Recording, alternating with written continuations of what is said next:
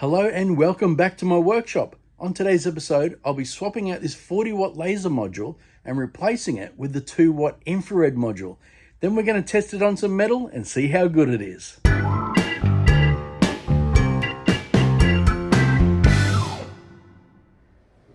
So the first thing you'll notice is that I've already taken the 40-watt module off and replaced it with the 2-watt infrared.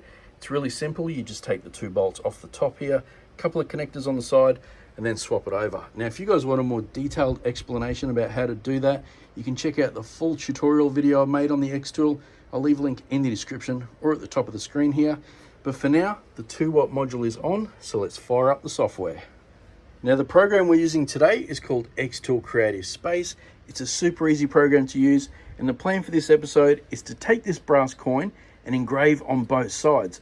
Now, I do want to make this a functioning coin, so on one side I'm going to do heads and on the other side tails.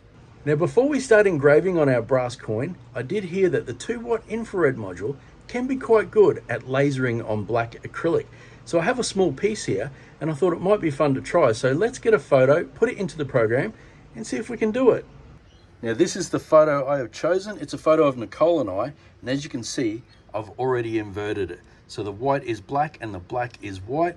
That's how we need to do it to engrave on the acrylic. I think that's a photo from when we went on one of our cruises. You can see the water on the background and the horizon at the top there. So what we're going to do now is we're going to take a piece of our black acrylic. We are going to put it inside the XTool, because the first thing we need to do is work out our border. Actually, the first thing I need to do is get this black plastic off. It has a protective film on there, so we don't want that on there.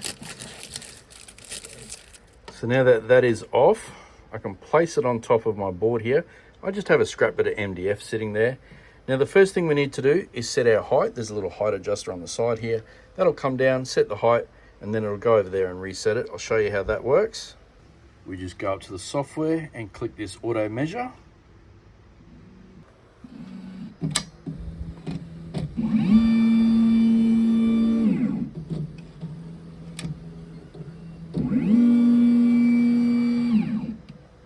And now that that's done, we can mark our processing area by selecting rectangle. And all we need to do here is line up our crosshairs at the top corner, just like that. And then we hit this button. Now we move to the bottom corner.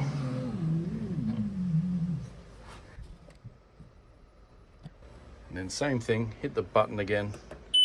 And now we have marked out our processing area. So we can actually move that module out of the way.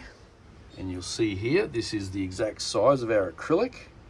And all we have to do now is drag our image into our box. Now you can see there, it is slightly oversized, so we are going to crop it.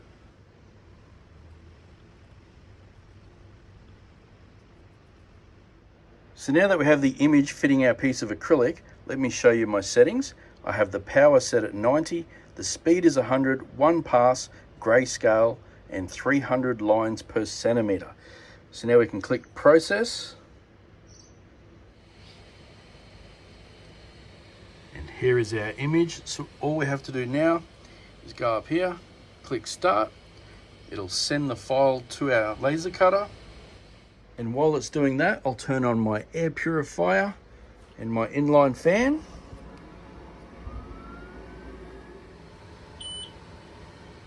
And now that the file has been sent, all we have to do is click the function button and away we go.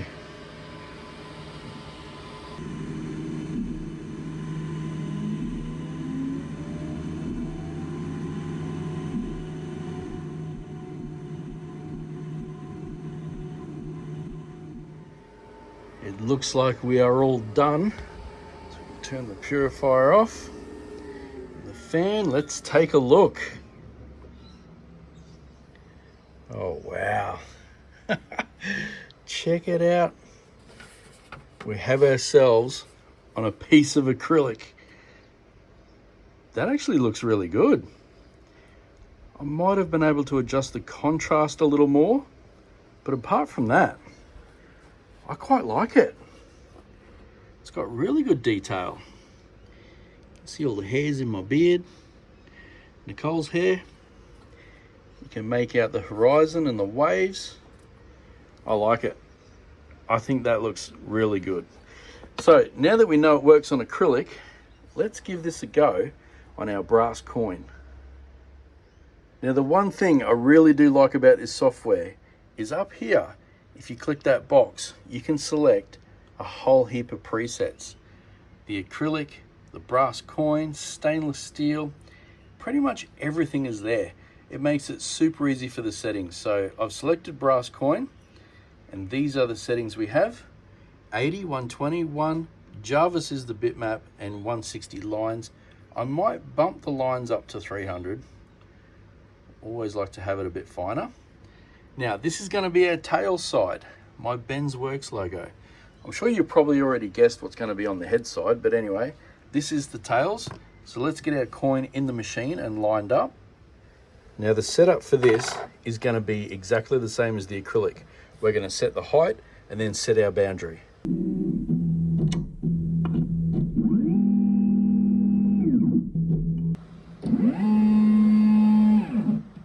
Now this time we are going to select circle, and we need to do 3 points to create a triangle.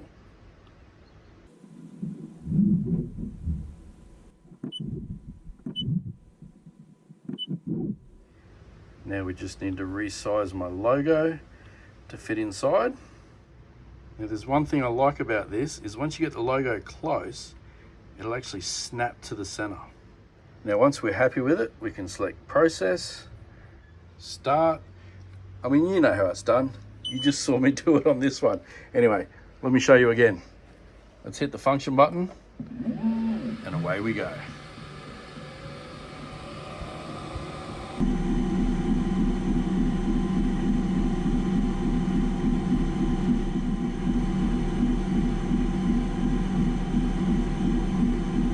That's looking pretty good. I do like the speed of this too.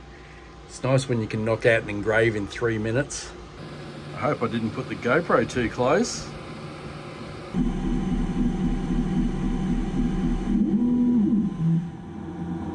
Looks like we had plenty of room. Let's take a look. Oh wow, that is nice. Look at that. That looks mint. Wow, that actually did a really good job. Nice and dark. Yeah, I like it. I was actually a little worried how the inspired to create would go down the bottom here, but it looks good. Look at that. Easy to read. Perfect. Okay, it's time for the other side. I might have to wipe my fingerprints off that now. I don't know what effect that would have on the laser, but I don't want to risk it. Ooh, the other thing I need to make sure is that I keep the writing horizontal, because we don't want to have the head side facing the wrong way. So could be a little bit of a guess actually. I think we'll just sort of get it close. I think that looks pretty good. All right, I'm going to mark this circle again and then import the next photo. Now, if you haven't guessed it already, the head side is going to be a photo of my head. I mean, why not, right? It is the head side. So all we have to do now is make sure the parameters are all the same, and then we can go to process and send it to the laser.